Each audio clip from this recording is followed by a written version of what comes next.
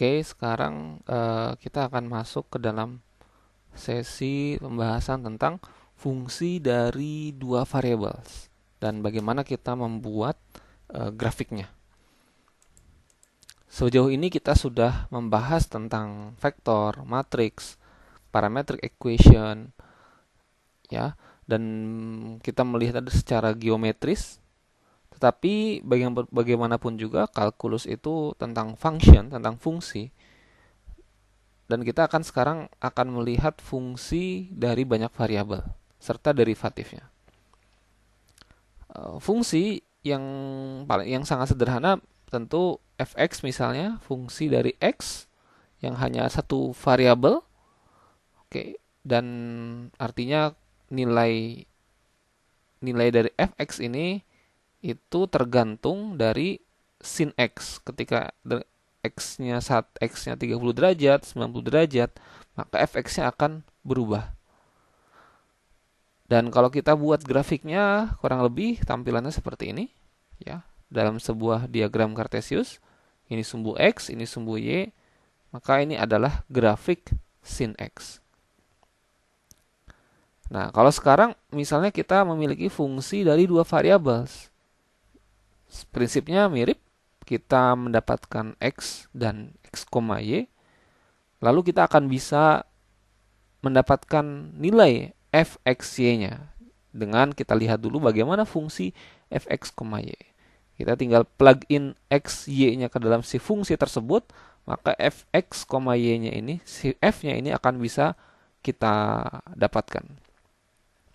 Ya, kita bisa melihat kalau sebelumnya f-nya ini tergantung dari satu variabel yaitu si x, maka yang ini f ini tergantung dari dua parameter, dua variabel yang berbeda yaitu x dan y.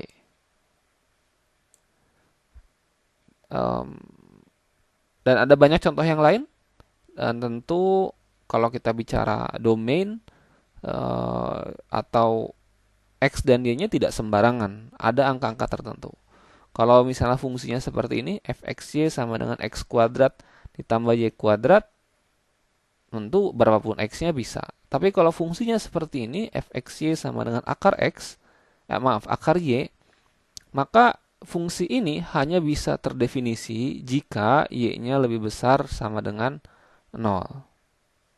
Lebih besar dari sama dengan 0. Dan jika fungsinya fxy sama dengan 1 per x plus y, only if, hanya jika x plus y-nya tidak sama dengan 0. Kenapa? Kalau ini 0, 1 per 0 menjadi tidak terdefinisi. Dan kalau ini negatif, akar min 1 juga akhirnya tidak terdefinisi. Oke. Contoh misalnya kita mau membuat sebuah penerapannya ya.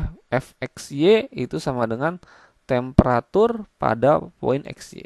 Misalnya f1,2 berarti itu menghasilkan berapa temperatur pada titik 1,2. Dan pada kenyataannya bisa tergantung dari dua variabel, bisa tergantung 3 bahkan lebih banyak lagi parameter atau variabel.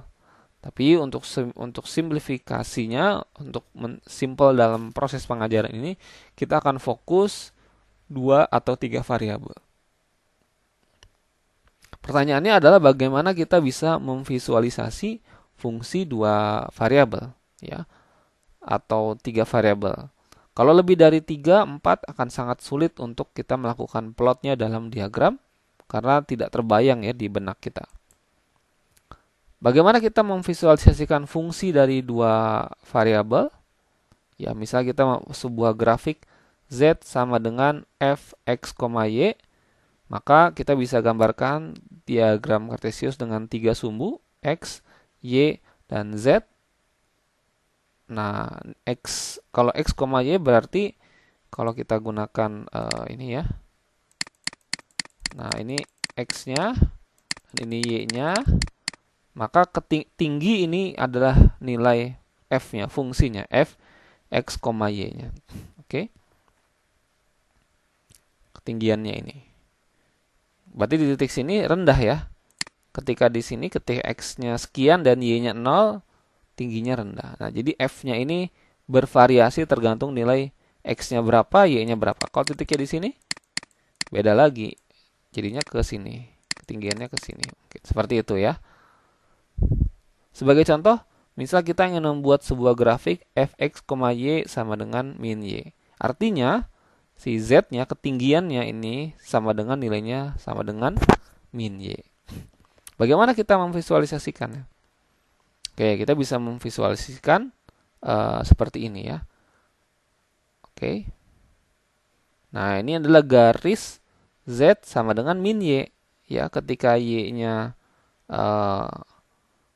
ketika y-nya 0, maka z-nya 0.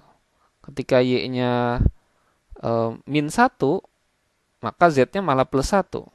Ketika y-nya 1, maka z-nya malah min 1. Begitu ya. Lalu terhadap sumbu x-nya bagaimana? Terhadap sumbu x-nya dia ternyata tidak peduli dan tidak menggubris. Berapapun nilai x-nya, dia akan datar-datar saja. Sama ya. Karena memang fungsi z-nya hanya tergantung pada min y. Nah, nanti kita akan coba visualisasikan menggunakan animasinya.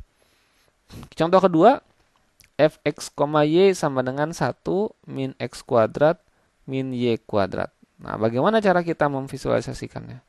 Caranya salah satunya adalah kita bertahap. Kita bisa pertama asumsikan x-nya sama dengan 0. Kalau x-nya sama dengan 0, maka persamaannya tinggal menjadi 1 min y kuadrat. Nah, kalau x sama dengan 0, artinya x sama dengan 0 berarti ini ada di bidang ini saja ya. Ada di bidang ini. Dan ini 1 min y kuadrat. Oke, nanti berarti akan membentuk grafik seperti ini. Ya, nanti detailnya kita akan coba bahas ya. Maka grafiknya akan membuat seperti ini. Bagaimana selanjutnya tahap berikutnya adalah ketika y-nya sama dengan 0. Tadi x-nya sama dengan 0, kita coba. Sekarang kalau y-nya sama dengan 0 bagaimana? Oh, berarti kita akan membuat di bidang xz. Karena y-nya 0 kan, berarti y-nya nggak geser-geser. Y-nya di 0 aja di titik sini. Oke, jangan sampai lupa ini adalah sumbu sebentar. Ini adalah sumbu x, ini sumbu y, ini sumbu z. Nah, berarti di sini ya 1 min x kuadrat adalah